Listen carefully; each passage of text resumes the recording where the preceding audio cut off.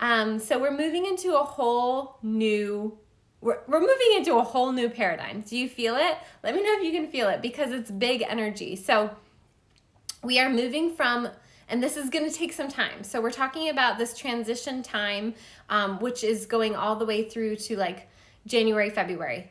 January, we have the North Node. The nodes are just calculation points in the sky. It's literally like a point on the ecliptic, okay? So the North Node is moving into Taurus. This is exciting. So if you have Taurus energy, like I do, then it's going to be a super fulfilling, amazing time, okay? And this is the time of the feminine. So the Taurus energy is bringing back the feminine. So 2022, 2023, here we go. It's not without intensity. It's not without resistance. And some of the resistance can come from those that have a lot of feminine energy. So this feminine is rising. We all have feminine. Masculine, we all have masculine, we all have feminine. So, hi Mary. Okay, so if you're just joining me, we're talking about the new moon in Scorpio, but I have to bring up this piece, and I'm gonna try and make this brief so I can fit it onto they're changing all the rules of how long things can be. I can't say the F word on here, which is F-R-E-E. I just said it in my post and it was like tanked. So I'm not even going to say that word, so don't expect that word here. So, okay. Anyway, going back to this North Node moving into Taurus, why does it matter? Well, it's a bigger cycle. We are moving out of North Node in Gemini, South Node in Sagittarius. Phew. It was a bumpy ride. It happened. This changeover happened, I think it was March or May of 2020. Okay, so it happened right, things were stirring, and now thankfully we are moving out of that cycle. Okay, so whenever we have the North Node in a sign, the eclipses will take place in the North and South Node places. So right now we are moving towards our first eclipse in Taurus, even though it's a transitionary period because the actual North Node is still in Gemini. And what does that show us? It shows us that point where the Gemini energy and the Taurus energy meet, because they do. They're next to each other in signs, right? And so I talked about this in another video. That point is where you're getting too big for your britches, that saying, right? And so you've got to uproot, you've got to like move some things, you got to be okay cutting away the old roots and hoping that the new roots will grow, because they will. As long as you nourish that soil, right? It's going to grow. So this is the time period that we're in, okay? I had to give that like kind of overview so that I can talk about this new moon. Okay, so this new moon is in Scorpio.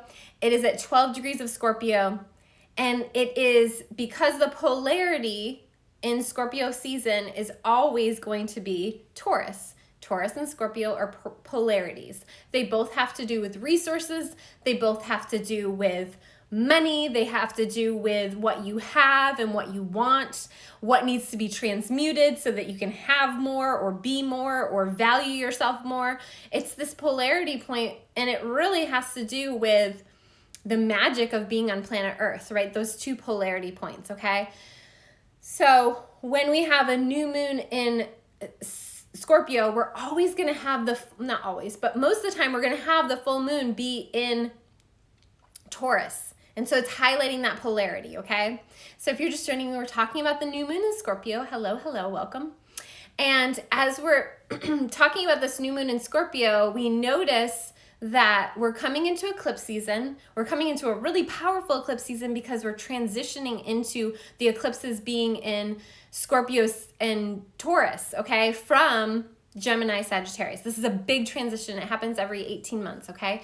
So where have we been the last year and a half, right? Like all those things. I'm not going to go too deep into those things, but this new moon exactly opposes Uranus, and Uranus is in Taurus because the opposite point of Scorpio is Taurus, always, always, always, always.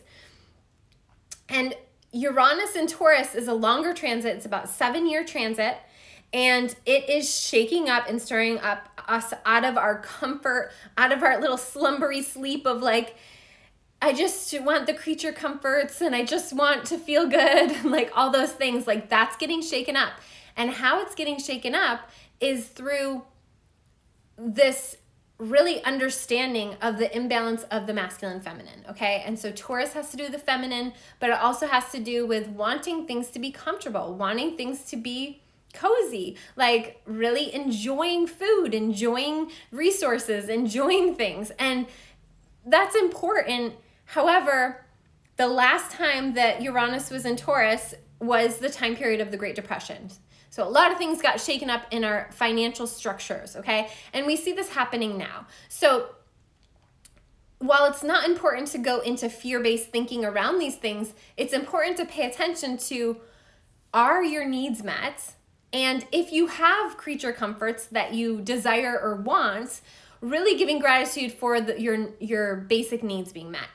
This also means that if the power went out, or the things that you depend on to have things in your home for your needs, not for just for comfort, but for your needs, it's important for you to be aware of what you actually need and maybe stockpiling or having some things ready for you if you need them. So this is a really important thing that is not just with this new moon. It is the whole transit of Uranus and Taurus.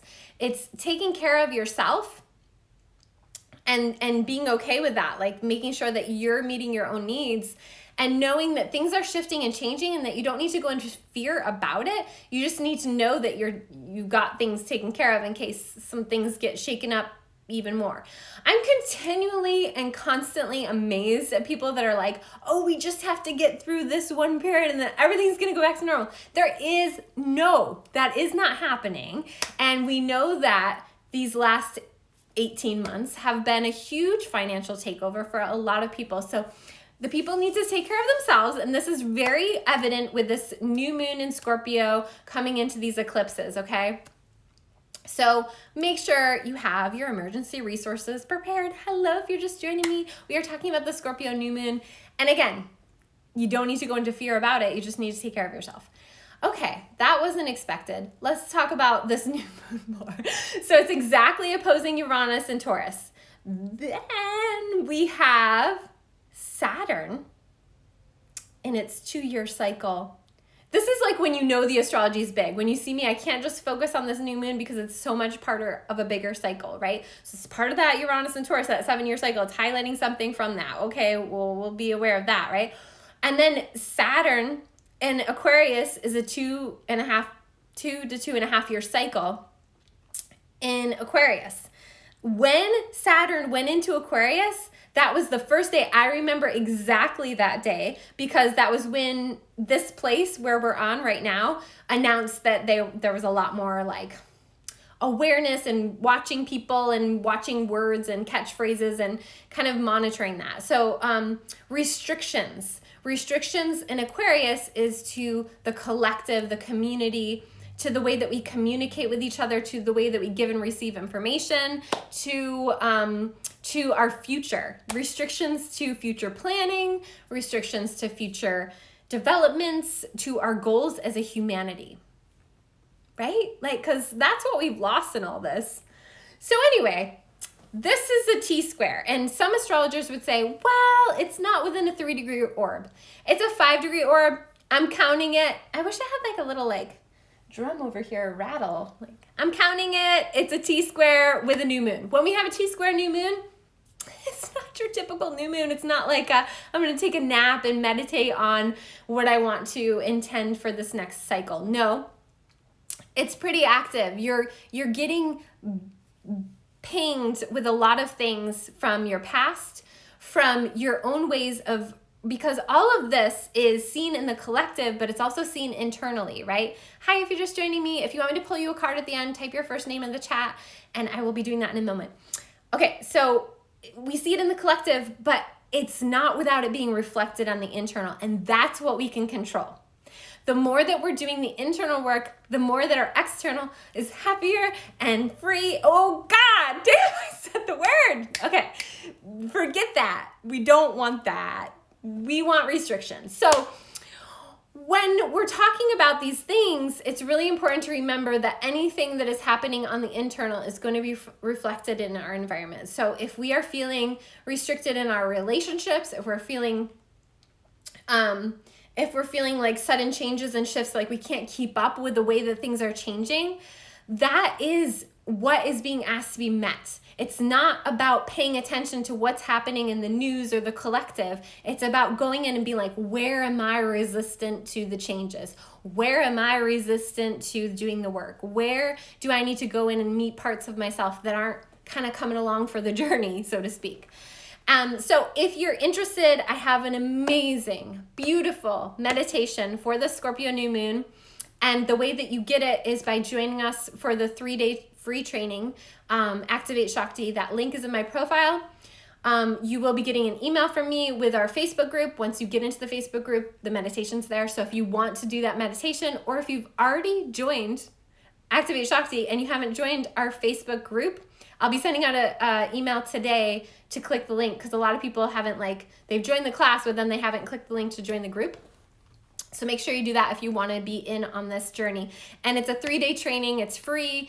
The link's in my profile, and it goes through this powerful cycle, this lunar eclipse that we're going to have 2 weeks from now. So right now we are in the new moon, the seed sowing time period. And we want to be aware that a lot is being asked to change and be shaken up and be transmuted within each and every one of us. And the more that we're able and willing to step into that work, the more changes we're going to see everywhere, right? So I just highly recommend at this time, because it is such an active, conflicting, and agitating new moon in Scorpio, with Scorpio season, as many of you know, is an intense time already, to really take the time today and tomorrow to do some type of meditation, do some type of checking in with your inner self. I have another free training that is a feminine, thanks honey. I have another free feminine healing process that is available through the link in my profile as well, or you can message me to get that. But I have a lot of free resources, so check those out if you're just knowing that you're being asked to kind of dig a little deeper, right? Scorpio energy is about purging and purifying to make more room for the real you, not the junk, not the beliefs and the attachments and the stories and the old wounding. It's to purify so that you have more room for you. This is the compost season. Fall time is the compost time. We have to release in order to make room for the new. So this is where we're at. This is what we're doing. Welcome to the new paradigm. We're in it. And if you want to really shine in it, Activate Shakti is going to be a year-long training with me. It is a group. There's 3 levels, and there is bronze, silver, and gold. So there's many ways to tap into this energy, and it is going to be so powerful. And so if you're really ready to step into this feminine paradigm in a really grounded, cohesive way, this is the way. So it's one of the ways. There's many ways.